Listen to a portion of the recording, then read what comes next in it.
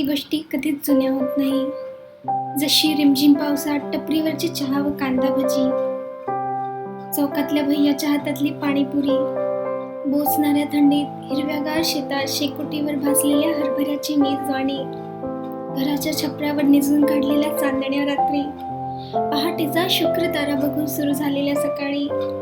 किशोरवयात समवयीन भावंडांशी चालवलेल्या गप्पा गोष्टी,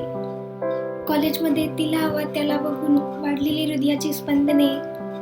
कट्ट्यांवर मित्रमंडळींसोबत मनसोक्त चालवलेली भांडणे, पहिल्या पगारात करू म्हणून सजवलेली गोड स्वप्ने, नैराश्याच्या गटांगळ्या खाताना भूतकाळात रम्माण करणाऱ्या काही मोहक क्षणांची ही जादू, स्वीकारले तर वास्तव, नाहीतर निव्वळ लेखकाची कल्पनाशक्ती, शृंगार करून रंगमंचावर प्रवेश करणाऱ्या नटीचं जसं प्रतिसाद मिळतो तसं जगण्याचे या कलेचं गोड हसून स्वागत करून बघा. मन नवचैतन्याने भरून निघेल, नकारात्मक विचारांची किलमिशे गळून पडतील, कारण जगण्याचा लोभ मृत्यूच्या भयापेक्षा मोठा हे खरे.